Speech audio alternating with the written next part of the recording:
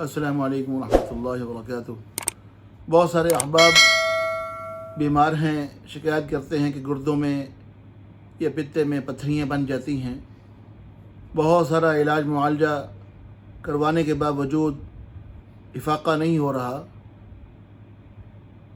ایک آسان سا نسخہ ہے، سورۃ والسماء والطارق 30ویں پارے کی صورت ہے۔ اس کی آخری 3 آیات طریقہ بتا رہے ہیں، ذرا توجہ کے ساتھ سن کے اس پر عمل کریں۔ انشاءاللہ گردوں کے اندر پتھری ہو، پتے کے اندر پتھری ہو، مثانے کے اندر پتھری ہو، اللہ رب العالمین انشاءاللہ اپنی رحمت کے ساتھ اس کلام کی برکت سے ضرور شفا نصیب فرمائیں گے۔ اس کا طریقہ کار یہ ہے کہ عرق گلاب لے لیں، گلاب کا عرق۔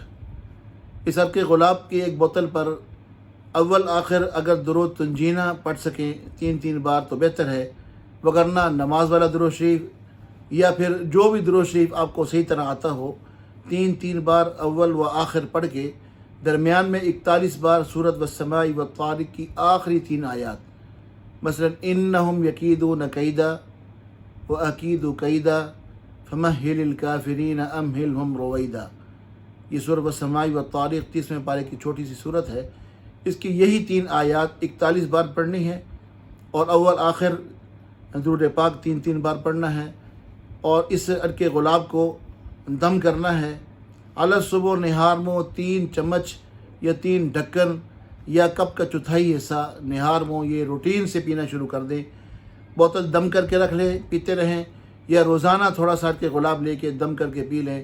انشاءاللہ اللہ رب العالمین اس کلام کی برکت سے اپنے فضل اور رحمت سے انشاءاللہ العزیز گردوں میں ہو، پتھریاں پتے میں ہوں، مثانے میں ہوں، اللہ نکال دیں گے انشاءاللہ، خود ہی کھر کے ٹوٹ کے نکل جائیں گی۔ اللہ رب العالمین جہاں جہاں پوری دنیا میں اس تکلیف کے اندر کوئی مسلمان اگر پھنسا ہے، اللہ رب العالمین عمل کی توفیق دے اور اللہ شفا بھی نصیب فرمائے۔ والسلام علیکم ورحمۃ اللہ وبرکاتہ۔